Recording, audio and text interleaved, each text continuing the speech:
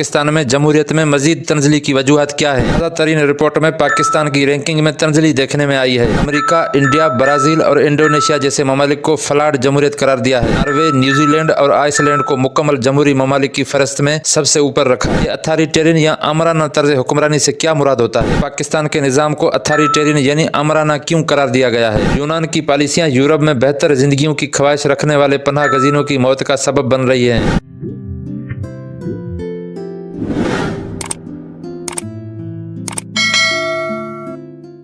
Democracy index 2023 में पाकिस्तान का शुमार आमराना निज़ाम वाले ममालिक में किया गया है। तो सवाल यह है कि पाकिस्तान में जमहूरियत में मजीद तंजली की वजूहत क्या है। दुनिया भर में जमहूरी निज़ाम का जायजा लेने वाले बैनुल अक़वामी इदारे ने अपनी हालिया रिपोर्ट में पाकिस्तान में राइज तर्ज हुक्मरानी को अथॉरिटेरियन यानी आमराना करार दिया है। बैनुल अक़वामी जरीदे दी इकोनॉमिस्ट के इंटेलिजेंस यूनिट की डेमोक्रेसी इंडेक्स 2023 रिपोर्ट में पाकिस्तान समेत दुनिया भर के 150 से ज्यादा ममालिक में राइज निज़ाम हुकूमत का जायजा लिया गया है। गुज़िश्ता बरस दी इकोनॉमिस्ट की रिपोर्ट में पाकिस्तान का जमहूरियत में 105वां रैंक था और यहाँ कायम हुकूमत को एक हाइब्रिड यानी मरकब निज़ाम हुकूमत करार दिया गया था। ताहम ताज़ा तरीन रिपोर्ट में पाकिस्तान की रैंकिंग में तंजली देखने में आई है और अब पाकिस्तान गुज़िश्ता साल की रैंकिंग में 11 दर्जों की तंजली के बाद अक़वाम आलम में 118वें नंबर पर आ गया है। डेमोक्रेसी इंडेक्स 2023 रिपोर्ट में अमेरिका, इंडिया, ब्राजील और इंडोनेशिया जैसे ममालिक को फ्लैट जमहूरियत करार दिया है। फ्लैट जमहूरियत से मुराद वो निज़ाम है जहाँ इंतखाबात तो साफ व शफाफ होते हैं लेकिन वहाँ मौजूद जमहूरी निज़ाम में मसाइल होते हैं, जैसा कि मीडिया पर दबाव, निज़ाम में कमजोरियां और लोगों की सियासी निज़ाम में दिलचस्पी में कमी वगैरह शामिल हैं। डेमोक्रेसी इंडेक्स 2023 में दी इकोनॉमिस्ट ने नॉर्वे, न्यूजीलैंड और आइसलैंड को मुकम्मल जमहूरी ममालिक की फहरिस्त में सबसे ऊपर रखा है।